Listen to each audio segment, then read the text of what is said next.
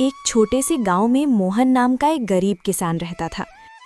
वो दिन रात खेतों में मेहनत करता, लेकिन फिर भी मुश्किल से अपने घर का खर्च चला पाता था।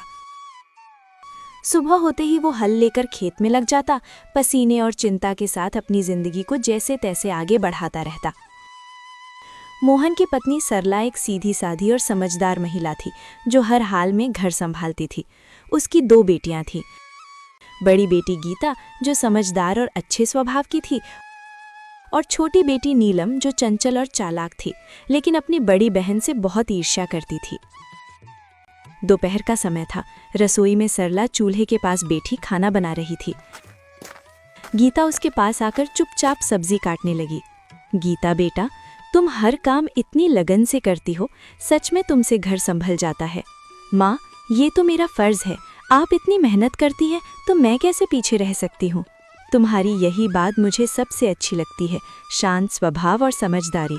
इतना कहते कहते अचानक सरला को ध्यान आता है। अरे, नीलम कहाँ है? सुबह से दिखी ही नहीं। नीलम, ओ नीलम! सरला जोर से आवाज लगाती है। कुछ पल सन्नाटा रहता है, फिर तेज कदमों की आवाज आती है। नीलम गुस्से और चिड़चिड़े अंदाज में रसोई में अंदर आती है। क्या है माँ, इतनी जोर जोर से क्यों बुला रही हैं? मैं कोई खाली नहीं बैठी थी। बात करने का ये तरीका है? मैं बस पूछ रही थी कि तुम कहाँ थीं। नीलम हंसते हुए तंज में, आपको मेरी क्या चिंता होगी, आपको तो बस आपकी आदर्श बेटी गीता की ही फिक्र रहती है। गीता, नीलम ऐसा मत बोलो। नीलम गुस्से में बीच में काटते हुए, आप चुप ही रहो दीदी, हर वक्त अच्छी बनने का नाटक मत किया करो। सबके सामने सीधी साधी बनती हो और सारी तारीफें भी तुम ही ले जाती हो। नीलम, बस करो नीलम, ये जलन तुम्हें गलत रास्ते पर ले जा रही है। हाँ, जलन है मुझे, क्योंकि मुझे हमेशा आप दोनों के बीच में छोटा और बेकार महसूस कराया जाता है। आप दोनों को तो बस एक दूसरे की अच्छाई ही दिखती है। दोपहर की तेज धूप खेतों पर चमक रही थी। मोहन अपने खेत में हल चला रहा था। उसकी कपड़े पसीने से भीग चुके थे, लेकिन वो बिना रुके काम करता जा रहा था। चारों तरफ सन्नाटा था, बस बैलों की धीमी चाल और हल्की मिट्टी चीरने की आवाज सुनाई दे रही थी। थोड़ी देर बाद मोहन रुका, अपने माथे का पसीना पोंछा और आसमान की ओर देखने लगा। हे भगवान, इस बार तो दया कर देना। हर साल की तरह इस बार भी अगर फसल खराब हो गई ना, तो घर चलाना मुश्किल हो जाएगा। बच्चों की जिम्मेदारी है, घर का खर्च है, कब तक यूं ही जैसे तैसे चलता रहेगा। वो गहरी सांस लेकर फिर आसमान की ओर देखता है। बस भगवान, इस बार कोई मुसीबत मत आने देना। बारिश समय पर हो जाए, फसल अच्छी हो जाए, ताकि मेरे बच्चों को थोड़ा अच्छा जीवन दे सकूं।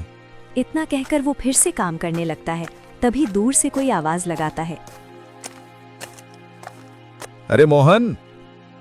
मोहन मुड़कर देखता है। उसका दोस्त रामलाल उसकी तरफ आ रहा होता है। क्या बात है भाई, आज तो बड़े सोच में डूबे हुए लग रहे हो। क्या बताऊं रामलाल, किसान की जिंदगी ही ऐसी है। मेहनत तो पूरी करते हैं, लेकिन सब कुछ ऊपर वाले के हाथ में होता है। बिल्कुल सही कहा तुमने। इस बार तो मौसम भी कुछ ठीक नहीं लग रहा, कभी ज्यादा धूप, कभी अचानक बादल। हाँ, बस यही डर लगा रहता है। अगर समय पर बारिश नहीं हुई तो सारी मेहनत बेकार चली जाएगी। लेकिन मेहनत करने वालों का साथ भगवान जरूर देता है। देखना, इस बार सब अच्छा होगा। थोड़ा माहौल हल्का होता है, फिर रामलाल मुस्कुराते हुए पूछता है। अच्छा छोड़ो ये सब, बताओ घर पे सब कैसे हैं? भाभी जी और तुम्हारी दोनों बेटियां कैसी हैं? सब ठीक हैं। सरला तो हमेशा की तरह घर संभाल रही है, और मेरी बड़ी बेटी गीता, वो तो बहुत समझदार हो गई है। घर के हर काम में हाथ बटाती है, कभी शिकायत नहीं करती। अरे वाह, ये तो बहुत अच्छी बात है। आजकल ऐसी लड़कियां कहाँ मिलती हैं। हाँ, लेकिन छोटी वाली नीलम, उसका स्वभाव थोड़ा अलग है। चंचल है और कभी कभी गुस्सा भी जल्दी आ जाता है। समझाने की कोशिश करता हूं, लेकिन उम्र भी तो ऐसी है। कोई बात नहीं मोहन, धीरे धीरे सब समझ आ जाता है। बच्चे हैं, समय के साथ सीख जाते हैं। बस यही उम्मीद है कि दोनों बेटियां सही रास्ते पर चलें और खुश रहें। बाकी भगवान की मर्जी। दोनों कुछ पल के लिए खेत की तरफ देखते हैं, फसल, मिट्टी और अपने संघर्ष भरे जीवन को। चलो भाई, हिम्मत मत हारना, सब ठीक होगा। हाँ, उम्मीद तो उसी से है।